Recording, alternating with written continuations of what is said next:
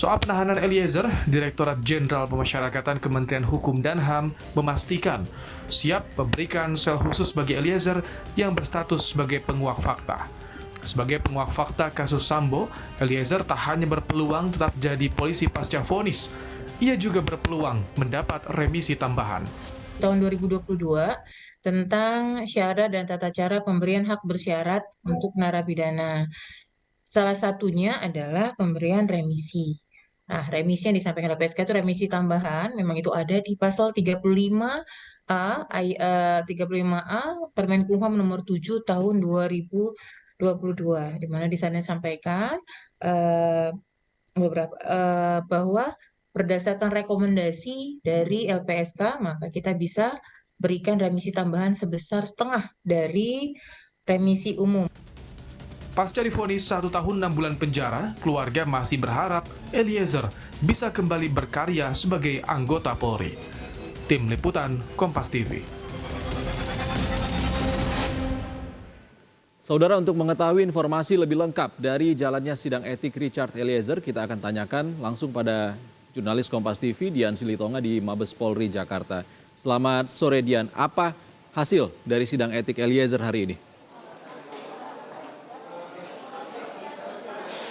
Ya, Ihsan, sebentar lagi kita akan mengetahui apa hasil dari sidang kode etik Richard Eliezer hari ini, karena memang nampaknya sidang sudah selesai. Kalau Anda lihat di belakang saya ini, para wartawan tengah bersiap begitu ya untuk menyambut Richard Eliezer keluar dari ruang sidang. Itu menandakan sekali lagi bahwa memang sidang etik terhadap terduga pelanggar Richard Eliezer ini sudah selesai dilakukan. Tentu saja nanti seperti apa hasilnya itu akan disampaikan biasanya oleh pihak Humas Mabes Polri, dan sekali lagi itu yang akan kita nantikan bersama.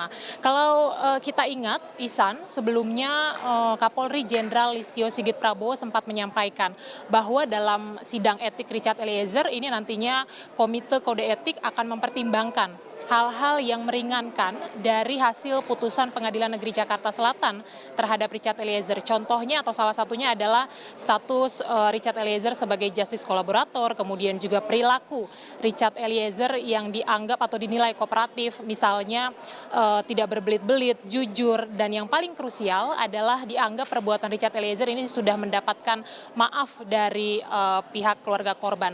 Itu artinya kalau hal-hal meringankan dipertimbangkan oleh Komite Kode Etik, maka terbuka peluang Richard Eliezer ini akan kembali diterima bertugas di institusi Polri.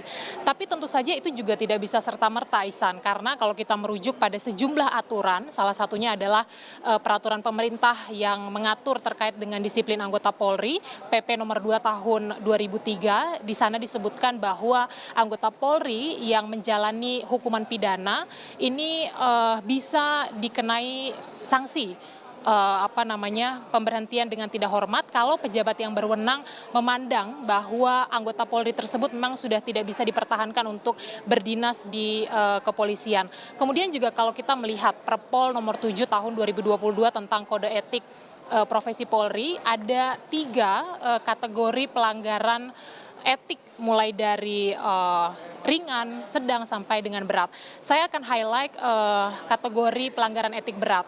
Ini ada sejumlah kriteria atau indikator, diantaranya adalah melakukan tindak pidana dan telah mendapatkan putusan yang berkekuatan hukum tetap atau ingkrah. Seperti yang kita tahu, Richard Eliezer dalam kasus pidana perkara pembunuhan berencana terhadap Brigadir Yosua pada saat sidang di Pengadilan Negeri Jakarta Selatan dinyatakan secara sah dan meyakinkan terlibat dalam pembunuhan berencana, kemudian juga divonis 1 tahun 6 bulan pidana penjara. Artinya kalau ini dipertimbangkan akan ada sanksi kategori berat, ini maksimal sanksi yang dikenakan adalah PTDH atau pemberhentian tidak dengan hormat, atau misalnya sanksi mutasi bersifat demosi, kemudian penundaan kenaikan pangkat, dan lain sebagainya. Dan saya juga ingin mengajak kita untuk mengingat, Ihsan, selain Richard Eliezer juga sebelumnya ada puluhan anggota Polri lainnya yang terlibat dalam perkara pembunuhan berencana terhadap Brigadir Yosua sudah menjalani sidang etik terlebih dahulu. Kita ingat bahwa sanksinya variatif, ada yang ringan, sedang, sampai dengan berat. Kalau khusus untuk terdakwa obstruction of justice yang besok juga akan menjalani sidang putusan, kita ingat seluruhnya ini mendapatkan sanksi PTDH. Apa nanti keputusan Komite Kode Etik terhadap Richard Eliezer? Kita tunggu informasinya. Tadi ada 8 saksi yang dihadirkan dan sidangnya juga sudah selesai. Kita tunggu bersama, Ihsan. Terima kasih, kami nantikan informasi terbaru dari Anda, Dian Silitonga, langsung dari Mabes Polri Jakarta. Terima kasih, Dian.